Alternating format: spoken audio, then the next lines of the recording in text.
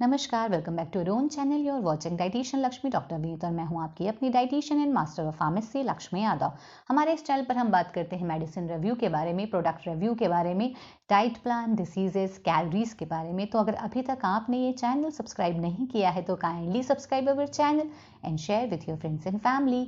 आज हम बात करने जा रहे हैं डर्मी 5 क्रीम के बारे में। क्या यूजेस हैं, क्या साइड इफेक्ट हैं, कैसे काम करती है, इन सब के बारे में आज हम बात करेंगे। इसका प्राइस है 50 रुपीज़ अराउंड और ये यूज़ की जाती है स्किन इन्फेक्शंस में। जी हाँ, बात करें ये कैसे काम करती है तो ये एक कॉम्बिनेशन मेडिसिन है। जी हाँ, इसमें होती है 5 मेडिसिन, क्लोबेटासोल, जेंटामाइसिन, क्लोट्राइमाजोल, ये तीनों इसके मेन इंग्रेडिएंट है।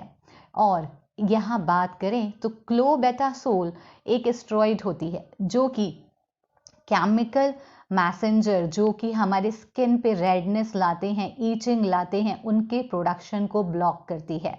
इसके अलावा क्लोट्राइमाजोल की बात करें तो क्लोट्राइमाजोल एक एंटी फंगल ड्रग है। इसमें साथ में ही टोलनाफेटेट ड्रग होती है, वो भी एक एंटी फंगल मेडिसिन है जो कि स्टॉप करती है फंगी के ग्रोथ को। इसमें जेंटामाइसिन होता है जो कि एंटीबायोटिक है, जो बैक्टीरियाज को किल करता है, जो कि स्किन इन्फेक्शन को बढ़ाते हैं या फिर स्किन इन्फेक्शन के लिए रिस्पॉन्सिबल होते हैं। तो आप समझ गए हैं कि ये पांचों ड्रग्स मिल करके आपके स्किन इन्फेक्शन को ठीक करती हैं। आपकी स्किन पर जहां भी इन्फेक्शन है वहां पर आपको इसकी एक थिन लेयर लगानी होती है।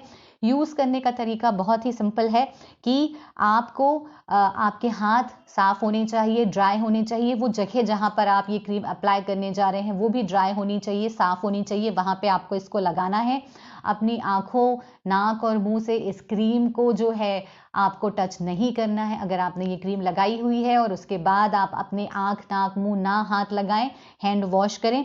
बात करें इसके साइड इफेक्ट की तो थिनिंग ऑफ स्किन, आपकी स्किन पतली हो सकती है और कुछ लोगों को एप्लीकेशन के बाद इरिटेशन होती है, ईचिंग होती है।